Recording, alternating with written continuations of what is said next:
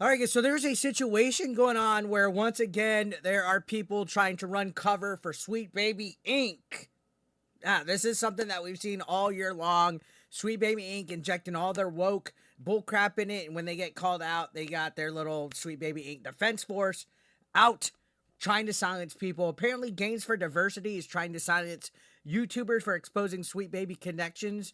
Shout outs to Master the TDS at Gothic Therapy, who is actually the person that's going through this bullshit censorship and attempt to silence them on their platform. You can see Games for Diversity, which is a Dutch gaming firm that helped push a game about a magical drag performer saving beefy men in their underwear to children, is attempting to silence the Gothic Therapy YouTube channel. This happened after its host, Master the TDS, and Writing Raven exposed the company's ties to Sweet Baby Inc. in the PAL group. So again, we've been covering all the stuff that Sweet Baby Inc.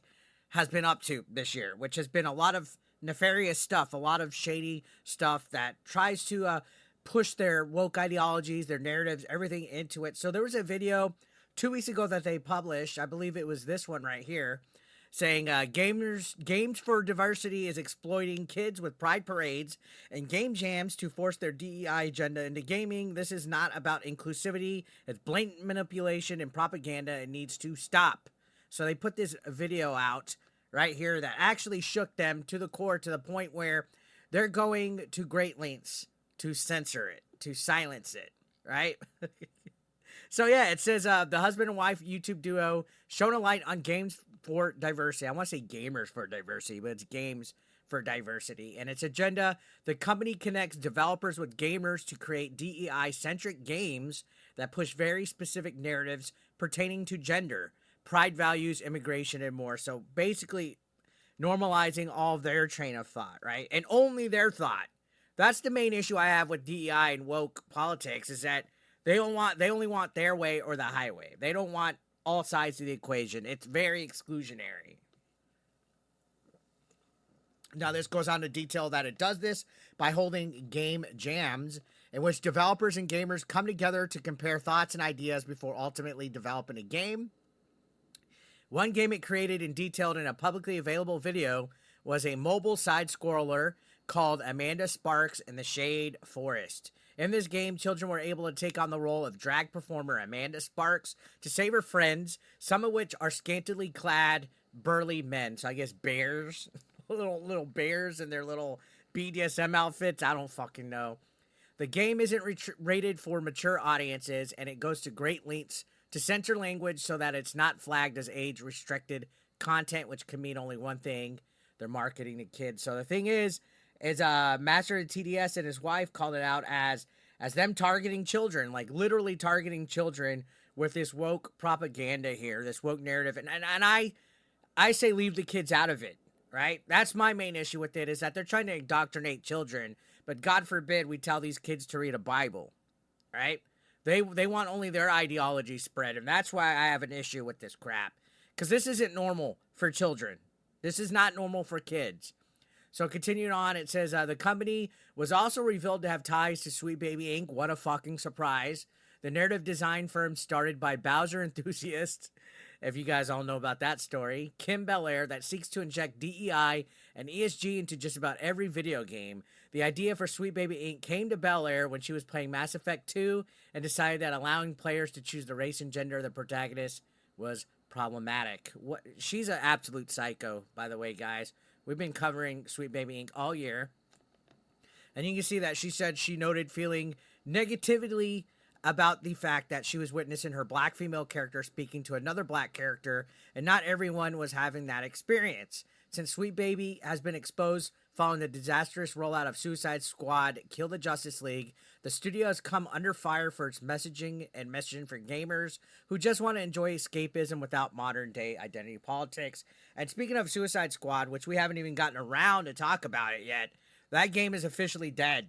So the game that kicked off all of this Gamergate 2.0 stuff and all the running cover for Sweet Baby Inc., that game's dead. Was it worth it? Was it worth all of you guys looking like complete lunatics this past year? So Master the TDS pointed out on the official press page for Games for Diversity there's a write-up in which company chairman Mino Dean is highlighted and praised as a game changer by GamesIndustry.biz.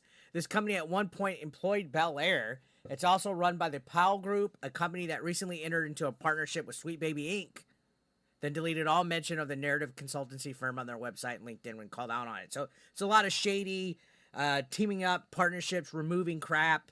When you delete, that's where the fucking shadiness comes, and that's where people start to speculate about why, right? So, yeah, this video that they posted, apparently they got a privacy complaint, which we'll go to that tweet. So they posted the video calling it out. Now they got a privacy complaint, which this is something that could be abused. And in this instance, Sweet Baby Inc., Games for Diversity, Kim Bel-Air, they're using it to censor, to silence somebody calling them out on their shady thing. So it's 110% a false privacy complaint. It's 110% a false takedown, a report, and that's not cool. So you can see right here, it says, it appears the individuals associated with Games for Diversity have filed a privacy complaint with YouTube regarding both our video and live stream that discuss their activities. All information shared in our content was publicly accessible. If further action is taken against us, we are prepared to contest it, which you rightfully should. Publicly available information does not violate privacy rights. If such info is displayed on your website, any resulting issues are your responsibility. So you can see, here's the privacy complaint. Honestly, it's a, hey, you better take this down and remove this content, or we're going to take down your video for violations. It's a way to silence. They're obviously abusing it in this instance, right? And this happened back December 1st. I believe this was reported on the 30th.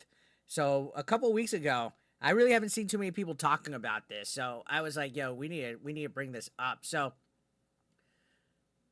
again, like I said, you can see Amanda Sparks, who's the drag queen tied to Games for Diversity, a company associated with Sweet Baby Inc., has responded to the criticisms raised by them and their wife about their game aimed at children. And you can see this is the individual that the game is actually based off. The main character says, these sick Americans who made a video denouncing my game made another one, and this time I'm not even going to engage because they're too crazy. And then they also talked about the game, I guess the first video, the criticism. I just got home and was watching the replies on the video they made saying that Shade Force corrupts children. Guys, these guys are crazy.